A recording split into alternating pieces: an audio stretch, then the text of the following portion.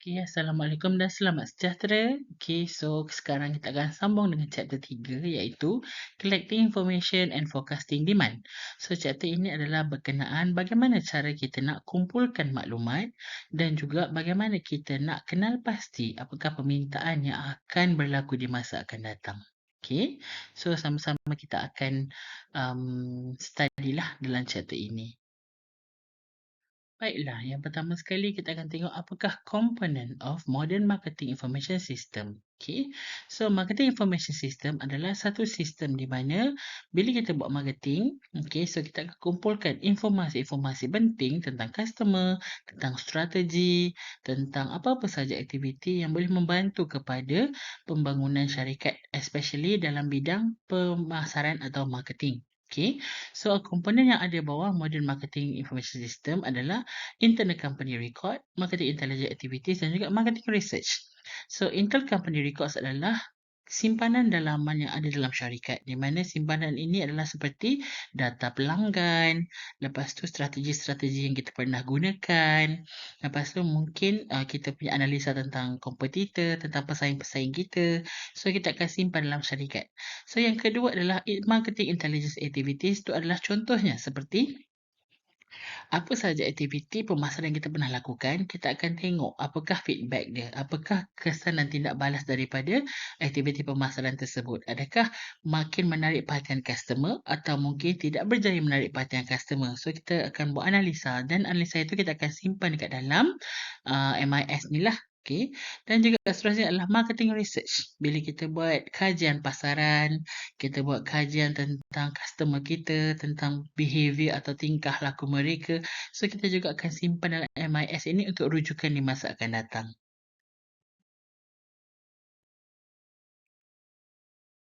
Baiklah, seterusnya, okay, kita tengok dalam internal records. Apa yang ada dalam internal records atau simpanan yang ada dalam syarikat kita? So, yang pertama, internal report of order. So, seperti order-order yang pernah dah kita kumpul sebelum ini. So, kita akan kumpul kat dalam, kita akan simpan dalam simpanan kita. Lepas tu, sales, jualan kita, data-data jualan kita, berapa untung, berapa rugi, berapa banyak terjual, kita akan simpan. Harga-harga barangan kita. So, seperti bila kita letak satu harga pada satu barangan kita, so kita tengok adakah harga tersebut mendapat respon yang positif atau respon yang negatif. So, data itu kita akan simpan. Seterusnya adalah cost.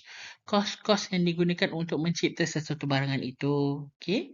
Inventory level. Inventory level adalah level atau jumlah simpanan. So, berapa banyak simpanan yang kita simpan dekat dalam store kita, dalam simpanan kita. Semua data-data tersebut kita akan simpan. So, receivable dan payable tu maksudnya kadar kita terima duit atau kadar hutang piutang. Lepas tu berapa banyak barang yang dipulangkan, berapa banyak barang yang terjual, berapa banyak barang yang dah dibayar, barang yang tak dibayar lagi. So, data-data tersebut pun kita akan simpan dalam simpanan kita untuk rujukan di masa akan datang. Okay. So, marketing intelligence adalah satu marketing intelligence system, okay, a set of procedure and sources that manager use to obtain everyday information about development in the marketing environment. So, marketing intelligence system adalah satu prosedur yang membolehkan seseorang manager gunakan data tersebut, okay, atau dapatkan data tersebut berdasarkan hari-hari punya information, okay. Dan apabila dia dapat, dia akan simpan dan dia akan buat analisa macam mana nak bina satu marketing strategi yang bagus. Okay. So, marketing system ni lah, marketing intelligence system ni lah yang akan membantu manager, orang yang buat marketing dalam syarikat untuk mencipta satu marketing strategi yang bagus. So, macam mana kita nak improvekan marketing intelligence ni tadi? Okay, yang pertama adalah motivate sales force to report new development. So, kita dapatkan data daripada orang yang buat jualan untuk syarikat kita untuk kita dapatkan new idea, untuk dapatkan new concept atau mungkin dapatkan new information. Jadi, kita motivate mereka untuk dapatkan data-data baru. Okay, yang kedua adalah motivate intermediaries to pass along intelligence. So, kita motivate orang tengah. So, kita bagi motivasi ke orang tengah supaya, okay, orang tengah ni macam ejen, macam kita punya pengilang atau mungkin kita, bukan pengilang, penggudang atau mungkin kita punya kedai runcit yang jual barangan kita untuk kasih data information kepada kita. Okay. Yang ketiga adalah hire external expert to collect intelligence. So, kita upah orang luar atau orang expert yang berpengalaman untuk kumpulkan data-data untuk kita. So, yang keempat, network internally and externally. So, kita punya hubungan dengan orang lain. Okay, sama ada supplier kita ke atau customer kita ke. So, kita simpan data-data tersebut okay, untuk menyenangkan kita, memudahkan kita di masa akan datang. Seterusnya, set up a customer advisory panel. So, kita set up atau kita cipta atau kita bina satu macam bukan data, kita cipta satu department lah. Okay, senanglah. Okay. Satu department untuk menguruskan customer. So, kalau customer punya komplain, customer punya cadangan, so department inilah yang aku uruskan dan mereka akan bagi data itu dekat kita untuk kita hasilkan sesuatu. Okay. So, yang ke 6, okay. Take advantage of government related data. So, kita gunakan data-data yang dikeluarkan oleh government. Mungkin tentang trending-trending terkini atau mungkin trend pasaran antarabangsa yang government sebarkan atau mungkin data-data tentang gejolak, bukan gejolak, apa ni, permasalahan politik okay, di negara-negara luar yang menyebabkan kita boleh ambil peluang okay, untuk kita gunakan data tersebut untuk kita hasilkan sesuatu yang boleh menarik perhatian customer untuk beli produk kita. So, yang seterusnya adalah purchase information from outside research vendor. Ni pun boleh jugalah di mana kalau syarikat ada duit lebih, kita boleh beli data-data ini daripada syarikat di luar negara atau syarikat luar okay, yang collect data-data ini atau yang kumpul data-data ini. Okay. Atau yang terakhir sekali, kita juga boleh dapatkan data ini melalui internet. So, marketing intelligence on the internet.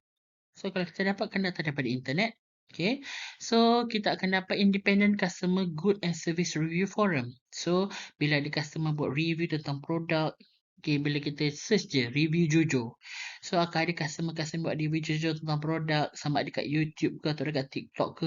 So, kita boleh gunakan data tersebut untuk perbaiki produk kita. Okay, yang kedua adalah distribution or sales agent feedback site. So, bila ada ejen-ejen yang jualkan produk kita, okay, mungkin ada orang tengah yang jualkan produk kita. So, kita boleh tengok komen-komen daripada customer-customer yang view site tersebut. Okay. Seterusnya adalah combo site offering customer review and expert opinion. Ini adalah site yang untuk dapatkan data sebarang komen atau sebarang cadangan daripada pelanggan boleh mereka tulis di situ. Okay. So, biasanya dekat pages-pages lah macam dekat Facebook pages ke atau mungkin dekat IG jarang lah. Biasa Facebook atau Twitter. Okay. So, seterusnya adalah customer complaint site. So, ini adalah site-site atau website-website yang banyak customer masuk untuk jalankan komplain. Okay. So, banyaklah seperti site tentang SKMM, okay, Suruhanjaya Komunikasi dan Multimedia. So, di mana mereka dapat banyak komplain daripada customer. So, tapi kita nak dapatkan data ni susah sebab ni data daripada government. So, kita juga boleh tengok daripada website-website yang independent yang bergerak sendiri di luar. So, kita boleh cari dekat Google. Ada je site-site yang dipamerkan untuk customer tulis komplain mereka. Okay. Seterusnya sama juga macam public blog. Public blog ni adalah blogger-blogger. Dia akan buat satu penceritaan atau mungkin satu review. So, kita akan tengok apakah komen-komen daripada orang luar tentang apakah yang blogger tu tulis. Okay, mungkin pendapat, mungkin idea atau mungkin komplain atau mungkin puji-pujian. So, kita boleh collect lah daripada public blog ini. Okay. So, seterusnya, okay, maaf saya rasa saya macam terlepas slide ni. Okay, now we're going to proceed with identifying major forces. Okay, ini adalah forces-forces atau tekanan-tekanan yang biasanya melibatkan uh, sama ada kadar pembelian atau kadar penjualan itu terganggu. Okay. So yang pertama adalah demografik. Demografik itu adalah ciri-ciri daripada customer itu sendirilah. Okay. So sama ada income level ke, atau mungkin budayanya ke, atau mungkin um, kawasan tersebut. Okay, sama ada ramai penduduk atau tidak ramai penduduk. Okay, itu termasuk bawah demografik lah. Okay.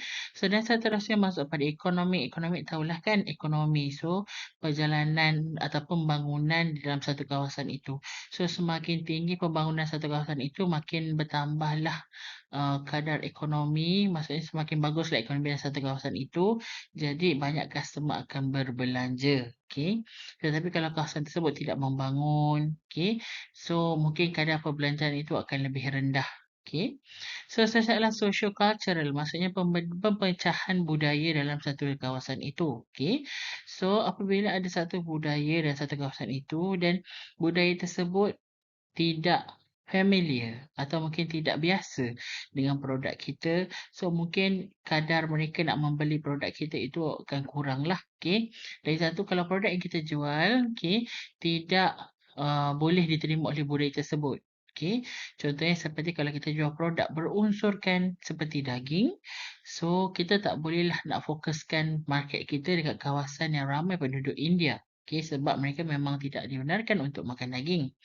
So kalau produk kita ni berasaskan makanan minyak dan berlemak, jadi kita tak bolehlah target kepada kawasan penduduk di kawasan yang ramai penduduk daripada orang Cina. So mereka banyak mengamalkan makanan yang sihat. Okay. So sama jugalah kalau kita nak buka kat luar negara. So kalau negara India, negara China, negara Jepun, so bukan kadar lah mereka punya ciri-ciri budaya mereka. So ada isu sensitivity yang kita kena kenal pasti. Okay. Seterusnya adalah natural. Natural itu alam sekitar. Okay. So kalau alam sekitar tersebut terjaga, tiada pencemaran, tiada kilang dibuka di situ. Jadi kalau kita buka kilang kita dekat situ, dia akan mengganggu natural habitat, okay? So environment yang ada dekat sekeliling tersebut. So mungkin akan mendapat tentangan daripada masyarakat.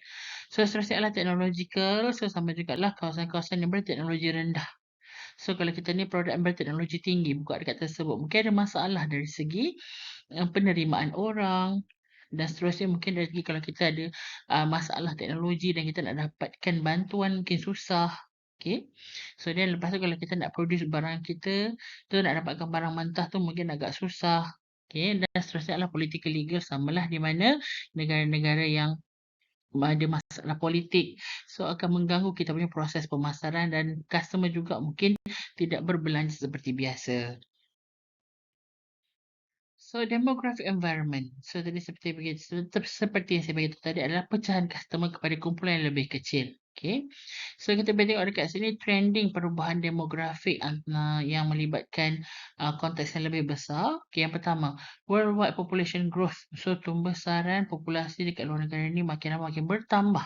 Dalam sesebuah negara itu tidak mungkin hanya ada satu bangsa saja, tapi mungkin ada pelbagai bangsa. So itu menyebabkan kita punya produk also kita kena masuk dengan kebanyakan budaya dan bangsa yang adalah di negara tersebut. Okay. So population age mix pun sama jugalah, di mana trending generasi berbeza.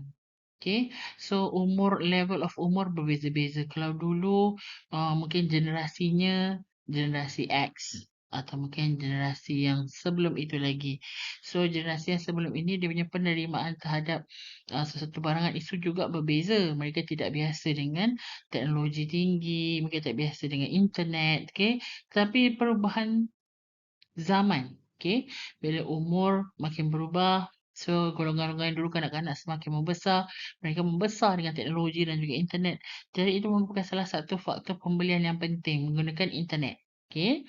Seterusnya adalah ethics and other market. So etika dan juga market atau customer-customer lain. Okay. Contohnya adalah bila kita jual barangan kita, kita kena pastikan barang kita itu beretika dan juga menghormati hak penduduk. Okay, bukan hak lah, menghormati isu-isu sensitiviti budaya masyarakat yang ada di negara tersebut atau kawasan tersebut lah. Okay. So kita tak boleh fokus pada satu je, kita kena fokus kepada kebanyakan, maksudnya most of kalau boleh semua budaya yang ada di kawasan tersebut. So saya adalah educational group pun sama juga, di mana golongan-golongan yang bijak pandai ni makin lama makin bertambah. So, education sangat penting sekarang ini. Jadi, ramai orang bekerja-kerja untuk meningkatkan educational level mereka. Jadi, cara mereka nak membeli barang also berubah. Kalau sebelum ni, mereka mungkin boleh percaya dengan apa yang kita kata, apa yang kita syorkan tentang barang kita. Tetapi bila bertambahnya golongan educational ini, mereka lebih sensitif dan mereka lebih mementingkan buat kajian analisa dulu sebelum buat membeli satu barang itu. Okay. Seterusnya adalah household pattern. Okay, kalau dulu, okay, pattern-pattern orang rumah ni maksudnya dulu banyak wanita yang duduk di rumah. Okay, suami mereka bekerja. Tetapi zaman sekarang banyak wanita pun bekerja juga. Dan suami pun bekerja yang di rumah tiada siapa-siapa. Mungkin ada anak-anak sahaja. Jadi, kadar pembelian mereka ini seperti macam wanita berkejaya ni. Dia tak ada masa nak try benda baru. Okay, mereka lebih penting atau mereka lebih busy tentang memfokuskan pada kerjaya mereka. Jadi, kadar masuk trending pembelian mereka also akan berubah. Benda yang dah biasa beli, benda tu dia akan biasa beli. Benda yang baru-baru ni mereka agak susah sikit nak try. So, kalau tengok pada economic environment pula, seperti customer psychology, income distribution, income saving and debt credit ni dia lebih kepada tentang customer itu sendirilah, which is economic tahulah. Okay, benda ni melibatkan tentang duit atau purchasing power atau kuasa pembeli. Okay, so bila customer rasa mereka ada banyak duit, okay, so secara tak langsung psikologi mereka memikirkan yang kalau mereka nak beli barangan, okay, so mereka boleh beli apa sahaja. So, kalau misalnya barangan itu murah, mereka ada persepsi yang barangan tersebut tidak berkualiti. Kalau barangan itu mahal, barangan itu lebih berkualiti. Jadi, macam mana kita nak counter back balik? Macam mana kita nak um, tegaskan yang produk kita ni walaupun murah tetapi berkualiti. So, itu adalah strategi yang perlu kita kejar. Okay. Social income distribution, pembahagian income also berbeza-beza ikut customer. Ada customer bergaji tinggi, ada customer bergaji rendah. Jadi, kita kena tahu produk kita nak target kepada siapa. Dan juga income, saving, debt, credit ni adalah ini adalah apa yang customer hadapi. Okay. Ada customer ada income yang banyak, ada saving yang banyak, tetapi ada hutang yang banyak. Okay. So, kita kena tahu yang bila customer ni gajinya besar, tak semestinya mereka ni banyak duit untuk berbelanja. Mungkin hutangnya banyak. Banyak yang perlu ditanggung. Jadi, tidak semestinya mereka semudah itu untuk membeli barangan dari kita. Mereka akan berfikir dengan bijak. Okay. Tetapi kalau customer yang kadang-kadang ada customer income-nya rendah, savingnya pun tak ada, tapi mereka sanggup je beli barangan kita. Okay. So, kita kena kenal pasti behavior customer, kita kena pasti economic environment of customer sebelum kita boleh jual barangan kita direct kepada mereka. So, ini adalah social cultural environment. Ini adalah environment melibatkan budaya, okay, yang perlu kita pandang. Yang pertama adalah view of society, view of nature, view of universe, view of organization, view of others dan juga view of ourselves. Okay. Bila kita nak jual barangan kita, bila kita nak market produk kita, so kita kena letakkan diri kita di tempat mereka, which is di tempat siapa? Yang pertama, di tempat society, which is di tempat masyarakat. So, kalau kita sebagai salah seorang daripada masyarakat tersebut, okay, adakah kita boleh terima produk yang baru diperkenalkan kepada kita dan produk tersebut mungkin tidak tidak related atau tidak berhubung kait dengan kita punya budaya atau mungkin produk itu baru kita tak pernah jumpa dalam pasaran. So, kalau kita sebagai salah seorang customer, adakah kita willingly to try? Adakah kita sanggup mencuba atau kita takut-takut nak cuba, instead kita tinggalkan saja. Okay. So, dalam view of nature, letakkan kita kat tempat alam sekitar juga. Okay. Kehadiran produk kita tu adakah menyumbang kepada pencemaran alam? Adakah menyumbang kepada kerosakan alam atau mungkin lebih menjaga alam? So, kita kena identify di bahagian tersebut. Yang ketiga adalah view of universe. View universe ni adalah view yang lebih besar lah. Berkonsepkan global, okay, berkonsepkan antarabangsa, di mana kehadiran produk kita dalam pasaran, adakah dia boleh diterima atau produk tersebut boleh diterima walau kita letak di mana-mana sahaja produk kita. Okay. Seterusnya adalah letakkan diri kita dalam organisation juga. Okay. So, kita sebagai pekerja syarikat tersebut atau kita adalah syarikat tersebut yang mengeluarkan barangan itu. So, kita letakkan diri kita, bukan kita ni sebagai pemasar, tapi kita sebagai owner of the company lah contohnya. So, bila kita hasilkan produk tersebut, adakah produk itu mengganggu kita? Adakah produk itu makin merugikan kita atau menguntungkan kita? Okay. Ya, dan seterusnya view of others. View of others ni kita boleh includekan contohnya macam view of competitor. So, adakah produk kita ini betul-betul bagus yang menyebabkan kompetitor rasa goyah? Atau kompetitor rasa terancam atau mungkin rasa tercabar dengan produk kita.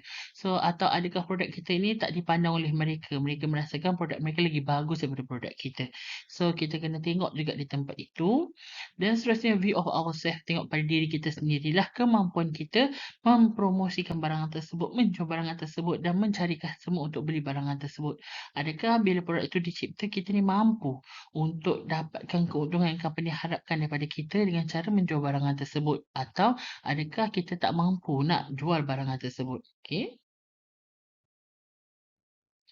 So, kalau tengok dekat sini, kita ada core cultural value dan juga subculture. Okay, kalau core cultural value are passed from parent to children and reinforced by social institution. Ini adalah budaya-budaya asas, nilai murni asas yang disalurkan daripada ibu bapa kepada anak-anak dan seterusnya disokong atau diperkuatkan oleh social institution. Okay, contohnya seperti budaya menghormati orang tua, budaya kerja atau budaya hidup, okay, di mana benda-benda basic ini family kita ajar kita sejak daripada rumah, daripada kita kecil.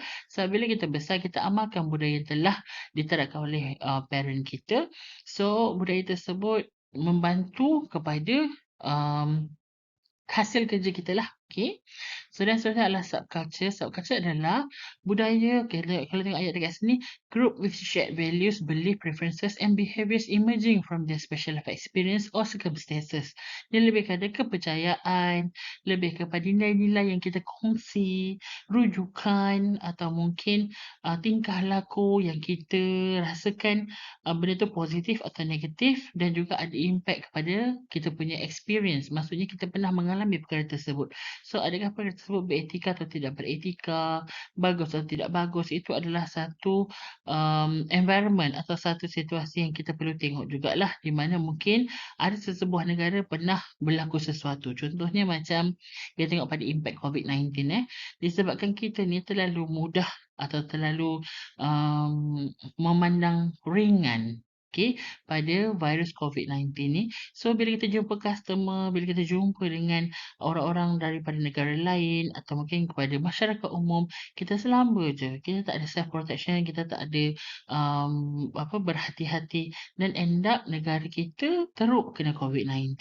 So, dengan itu adalah satu life experience yang di mana akan membagi kita satu pegangan di mana berhati-hati bila berjumpa dengan orang, bila orang ada simptom, kita terus ada satu perception, hati-hati takut virus, kita tak tahu selagi doktor tak beritahu dia ni COVID ke tidak kan.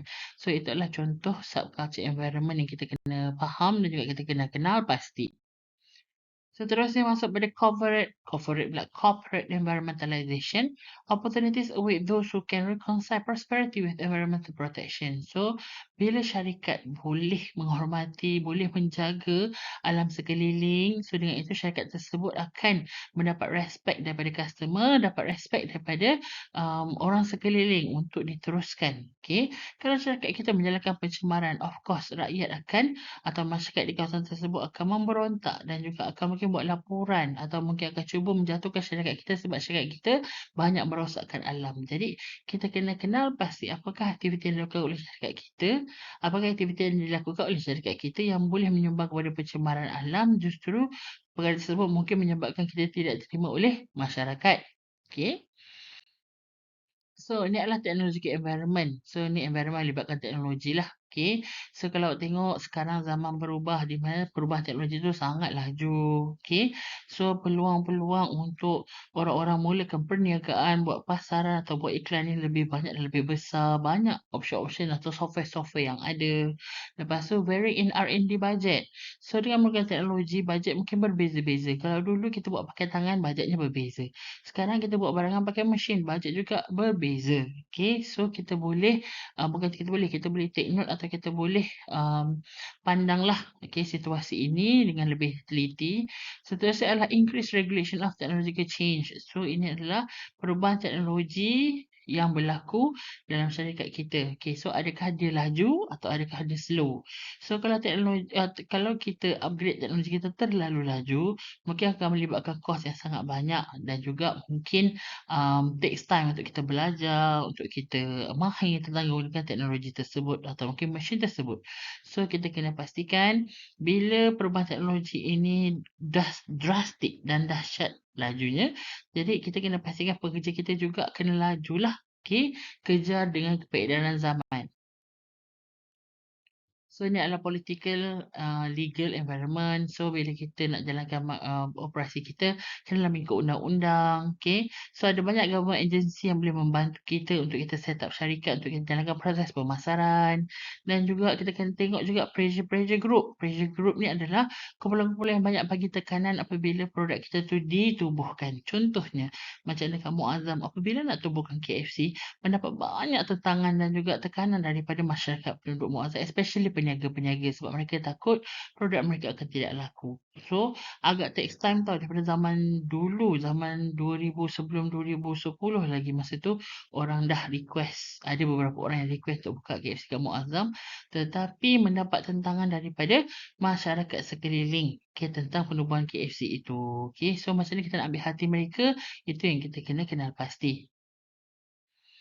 So, forecasting and demand measurement adalah kita kena kenal pasti atau kita kena rancang atau rangka apakah demand yang akan berlaku di masa akan datang. Okay. So, macam mana kita nak kaji melalui potential market. So, apabila kita tengok potential market ni adalah orang-orang yang berpotensi untuk beli produk kita.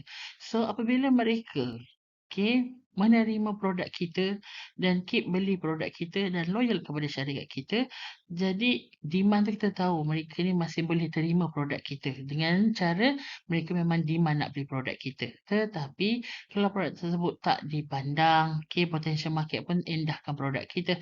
So masuk something wrong somewhere dengan produk kita yang kita perlu analisa dan kita perlu buat perbaiki. Seterusnya available market ni adalah pasaran-pasaran yang memang ada, customer-customer yang memang ada dan customer ini willingly to try. Kita tak payah target mereka, kita jual je barangan kita, mereka memang volunteerkan diri untuk beli barangan kita. So selain itu kita ada yang ketiga, target market adalah pasaran sasaran yang kita memang nak jual barangan target atau khas kepada mereka. So siapa target saya, siapa target kawan saya, siapa target syarikat-syarikat lain. Okey, ada yang sama, ada yang berbeza-beza. Jadi mesti ada satu poin yang membezakan permintaan awak atau target market awak nak kerja itu berbanding orang lain. Okey, mungkin awak nak customer yang macam ini, macam ini, macam ini. Mungkin nak customer yang macam itu, macam ini kan. So, setiap syarikat mungkin ada berbeza-beza tapi ada syarikat yang masih sama. Okay. So, proses ni sama. So, seterusnya adalah penetrated market. Penetrated market adalah bila awak jumpa satu kawasan yang berpotensi untuk membeli produk awak. So, secara tak langsung awak masuk kawasan tersebut, jual produk tu secara besar-besaran. So, dengan harga yang ada, awak nak make sure customer beli produk kita. So, itu adalah penetrated market which is di mana customer yang kita kejar, dengan cara, customer mungkin tak aware tentang produk kita atau tentang produk kita, tapi kita terus approach mereka untuk bagi tahu mereka depan-depan tentang kewujudan produk kita. So, ini adalah demand measurement vocabulary. Ini adalah macam mana kita nak measure demand. Yang pertama adalah market forecast. Bila kita buat forecast atau jangkakan permintaan pasaran di satu masa akan datang. So, kita tengok adakah capai atau tidak bila kita dah sampai ke waktu atau tarikh yang kita telah rancang itu. So, terus adalah market potential. Ini adalah yang kita boleh kira lah setiap hari di mana bila customer bertanya tentang produk kita. So, mereka adalah potential market. So market yang berpotensi untuk beli produk kita. So itu kita boleh kira by head lah. So saya adalah company demand. So permintaan daripada company also kita boleh tahu tentang permintaan di mana kalau company order 100 unit of barang mentah, so order untuk barangan tersebut yang dah siap mungkin 100 unit juga sama seperti permintaan barang mentah tadi. So adalah company sales forecast. Penjualan daripada syarikat also kita boleh tahu tentang environment sekeliling kita. Contohnya, bila peniaga-peniaga yang ada menjual barangan ikut trending. Contohnya macam sekarang mungkin contohnya mungkin trend Oden. Okay, jadi company yang jual syarikat online ni tahu bila mereka jual online, mereka ada potensi untuk dapatkan bilangan customer yang tinggi. Okay, so itu adalah company punya sales forecast dan seterusnya adalah company sales potential adalah apabila company try to promote the product, customer datang and customer request, kalau produk awak masih macam ni, saya mungkin akan beli produk awak. Jadi itu adalah salah satu input di mana customer tengok kepada potential customer. Okay, sorry. Syarikat tengok kepada potential customer dia untuk dapatkan barangan yang kita nak. Okay, so kalau misal kita sebagai customer, bila kita nak beli barang, pasal ada orang assist di belakang.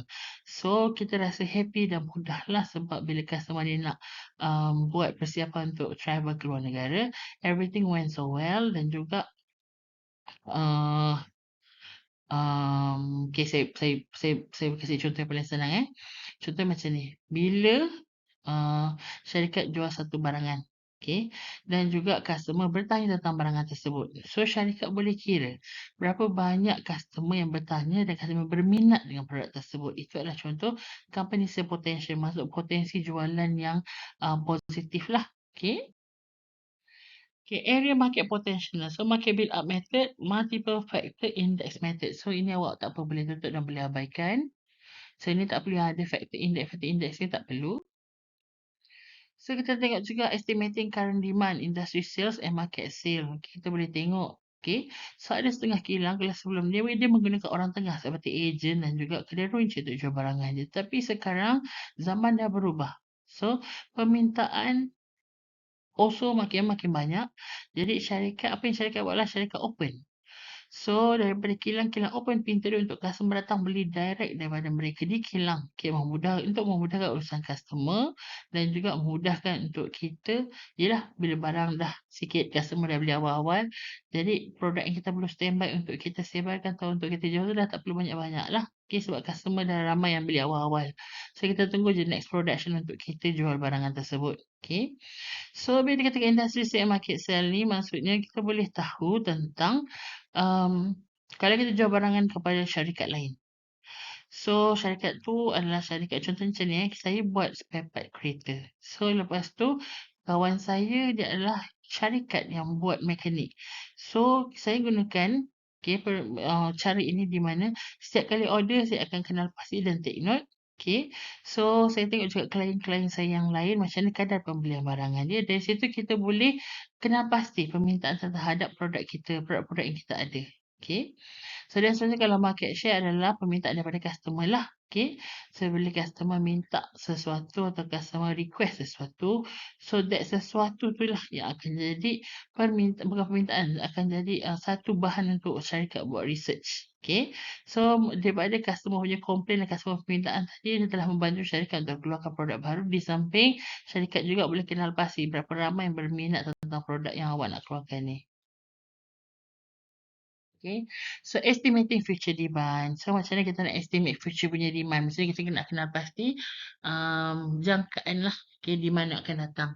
Survey of buy intention. Kita tengok juga pembeli-pembeli yang ada. Adakah mereka nak beli sekali? Atau mereka nak beli banyak kali? Adakah mereka betul-betul berminat dengan produk kita?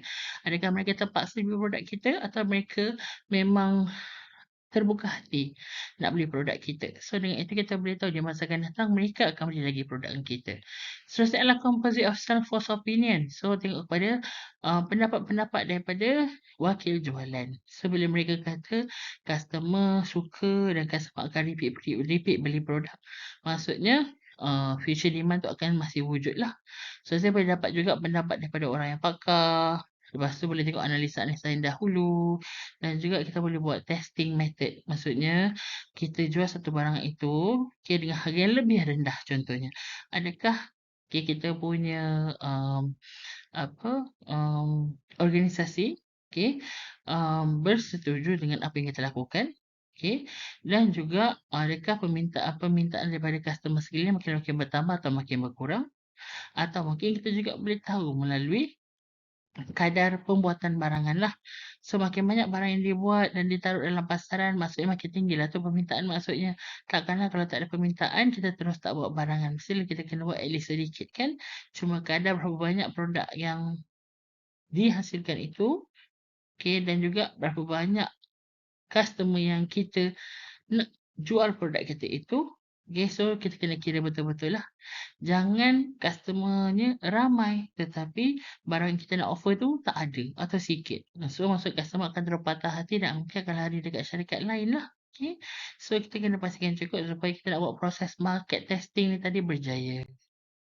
So, dengan itu habis dah for this chapter. Okay. So, kita akan sambung pada chapter seterusnya later. So, take care everyone. Stay safe. Dan juga kalau ada apa-apa boleh inform saya. Thank you.